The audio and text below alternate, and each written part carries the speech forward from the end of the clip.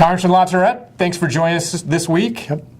This is a pretty exciting week here in Washington and across the country. We had the midterm elections this week, and a lot of people were seeing it was going to be a good night for Republicans. It turned out to be a great night for Republicans. The kind of national wave that people had debated, was it going to be real, or was this going to kind of be a more localized election, turned out to be a wave. Wanted to start talking about a couple of the races that jumped out at me as kind of surprising. We'll start in North Carolina. All the polling leading up to Election Day showed that Kay Hagan was a couple points ahead of her Republican opponent, Tom Tillis. She ran a really, really great campaign. African-American turnout was strong in the early vote in North Carolina. She still ended up losing. Yeah, I think the two sort of bulwarks that the Democrats needed were one up in New Hampshire with Jean Shaheen, and she did her job against Scott Brown. But then Kay Hagan, everybody said she ran a great race. She localized it and said, well, look, there's all this national stuff, but oh, by the way, Tom Tillis was the Speaker of the House, and look at this stuff that he did to North Carolinians. And so it was a good, solid race. But I think at the end of the day, in a state like North Carolina, in the South, below the Mason-Dixon line, this notion of a very, very unpopular president.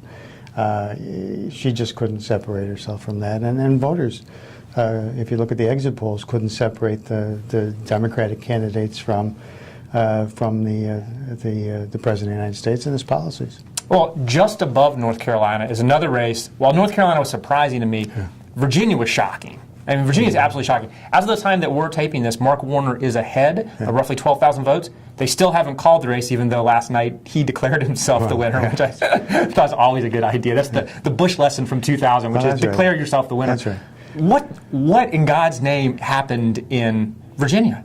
Yeah, well, first of all, the pollsters in Virginia seem to not be doing very well. Yeah, you think? If you look at the Eric Cantor race and the primary and some other things that the McAuliffe race, where they thought he was going to beat Cuccinelli by a lot. Yeah, no, you're exactly right. And I think most people going into Election Day thought that this was a 10-point win for Senator Mark Warner, and when at one point for a lot of the evening, Ed Gillespie was actually ahead, and if it hadn't been for the strong Washington, D.C. suburbs of Fairfax County and Arlington and so forth and so on, it would not have been close because Gillespie outperformed a lot of different Republicans in places where he needed to do it.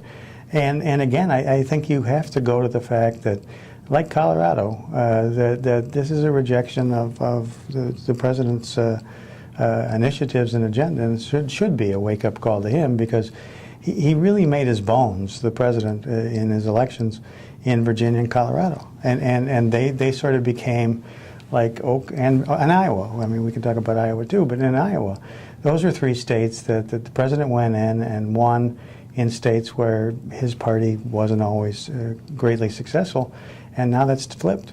Well, and I think it's kind of amazing that for the last couple of elections, people have been talking about Virginia, which was once a solidly red state, had become a purple state, and people had said it was functionally a blue state. Yeah. Same thing had been happening in Colorado, to a lesser extent in Iowa. Democrats lost in both Iowa and Colorado. Yep. It's super close in Virginia. Are we seeing a one-time election, or are these states really more purple and less blue than we thought? Yeah, I think they're purple. I mean, they're a lot like Ohio, even though Governor Kasich won walking away against a pretty flawed candidate and Ed Fitzgerald. It's still a purple state, and you have, it's competitive. And I think all of these states are competitive, and I think the lesson is don't take us for granted. Because if you get a decent candidate, or if you have a candidate on the flip side who is representing a party that doesn't happen to be popular at the time, these things can flip. And I think that going into 2016, anybody that's thinking about running for president better pay attention to what happened last night. Well, if North Carolina was surprising and Virginia was shocking, I don't have words to describe what happened in the Maryland governor's race. Literally, a couple weeks ago, I saw that Chris Christie was coming in and doing this bus tour with Larry Hogan, the Republican nominee. And I thought, what the hell is Chris Christie doing? Like, does he have this much free time on his hands? Polls showed it getting closer. I kept thinking, Maryland, this is not a purple state. This is a deep, deep blue state. I thought at the end of the day, Larry Hogan's run a pretty good campaign, but Maryland is Maryland. He won by 9 points last night. It wasn't even close. Yeah, that was a shocker. As a matter of fact, when it came on my TV screen, I thought that they flipped the numbers and Wolf Blitzer had made a mistake. But two things. One is, I think you can build a successful campaign if you're Larry Hogan or others. And the message was, well, electing Anthony Brown is really electing Martin O'Malley to a third term. And it worked against, George W. Bush, and I think somebody wrote a book about it. And so people sort of say, oh, do I really want another 4 years, even though it's a different person? The other thing that played in the Maryland race is the O'Malley administration, rightly or wrongly, is accused of raising taxes 40 different times. And, everybody understands taxes when they're necessary, but 40 is a lot. And apparently a tax on rain. Yeah, well, I've seen a lot of these ads. I've heard about these taxes. And food, and it's everything else. And I think that that combination, let's not give Martin O'Malley a third term. And as a matter of fact, I heard Larry Hogan's victory speech last night, and he said, we're going to do our level best to roll back as many of these as we can. Well, is there a lesson for Republicans? There's been this belief kind of that Republicans have written off entire areas of the country. Maryland would certainly be in that category of places that you assume they've written off. Larry Hogan ran a campaign where he said status quo on social issues. You want to know what? I'm not getting elected to touch any of the laws on gay marriage or abortion or anything else. Right. And he stayed single-focused on taxes and the third term for O'Malley. Every single ad over and over again. Yeah. Do you think that is a playbook that Republicans can replicate in other parts of the country? When the economy is not hitting on all cylinders, and although there's a recovery, it's not the recovery that most people would like to see, and they're still a little nervous about it. When it's about your pocketbook, people respond to the candidate that they think is going to take care of their family and take care of their pocketbook the best. Republicans can play that card in states that normally I'd say, maybe this isn't such a good state to play in, but the Hogan race, the Gillespie race, really turns that on its head. Well, and I know a lot of people are trying to read the tea leaves for what this means for 2016. Yeah. My takeaway was probably nobody had a better night for 2016 than Chris Christie. If for no other reason, then he was the only guy who was actually even in this Maryland race. Do you think that even really matters, though? Do you think at the end of the day, people are going to remember who had a good night or a bad night, No, I don't think midterm elections are predictors of what happened in the presidential year. I would add that I think Rand Paul has had a pretty good election season, and that he's out around the country giving speeches about we need to be more inclusive in the Republican Party, and that, from my standpoint, that's exactly the message the Republicans need to use if they're going to be competitive in 2016. A lot of people are saying, that the Clintons didn't have a good night, or Obama didn't have. I mean, clearly the president didn't have a good night, but I think you can throw all the rest of it into a cocked hat. 2 years is a lifetime times 5 in politics, and a lot can happen. So we know we've got a Republican Senate. Mitch McConnell is going to be at least the presumptive majority leader in the Senate. Right. So we're going to have Republicans in control in both the House and Senate. Republicans may be up to 250 seats in the House, the most since World War II. Is unbelievable. What does this mean functionally for how things are going to work in Washington? Well, you have in John Boehner and Mitch McConnell two institutionalists who are deal makers. They're known for putting together a deal. The hang-up has always been whether or not the folks that are supposed to be following them are actually going to follow them as they craft those deals. I think if you look at last night's election results, I think McConnell has sort of taken Senator Ted Cruz and walled him off, and you had the election of some senators that will want to get actually some things done. In the House, very encouraging in that you look out in California, a guy named Doug Osee, a pragmatist. You look up in upstate New York, and you have a couple winners, including the youngest woman, Stefanik.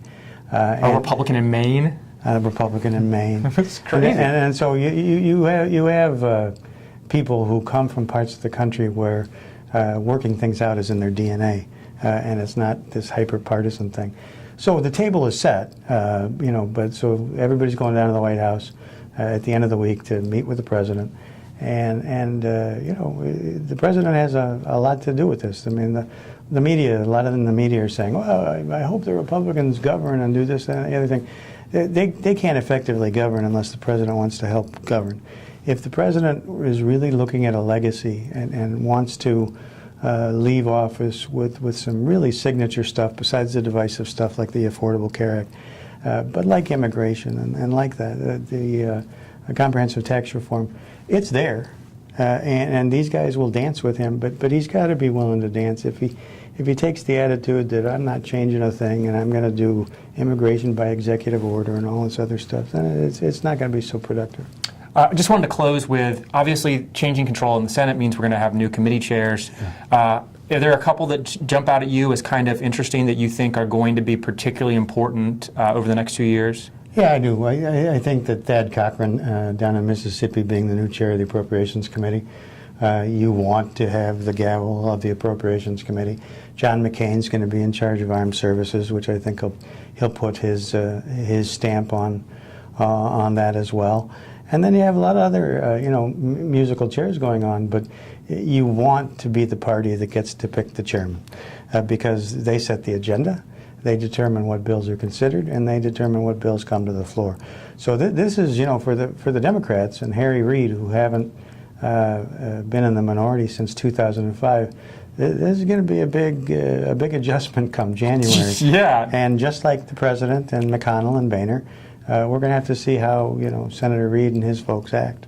Do you think that Orrin Hatch, being the presumptive chair of finance, is a boon for comprehensive tax reform? He's obviously somebody who has been working on this for a long time. He's not going to run for re-election, so this is an opportunity for him. Do you think that increases the likelihood we actually get some movement on tax reform? Yeah, I think if you combine Orrin Hatch as the chair over there with Paul Ryan, the presumptive chair of the Ways and Means Committee in the House, you have the opportunity to actually get something done.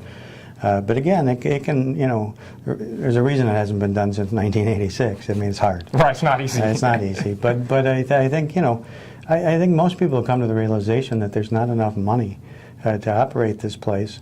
And you can raise taxes or you can reform the tax code to create additional revenue and then prop up Social Security, prop up Medicare, prop up all the things that need to be propped up. And so I think we're there. And again, if the president is inclined to cooperate, I think we could have a productive 2 years. Well, it's going to be interesting to watch. It is. Congressman LaTourette, thank you very much for joining us. Great to see you.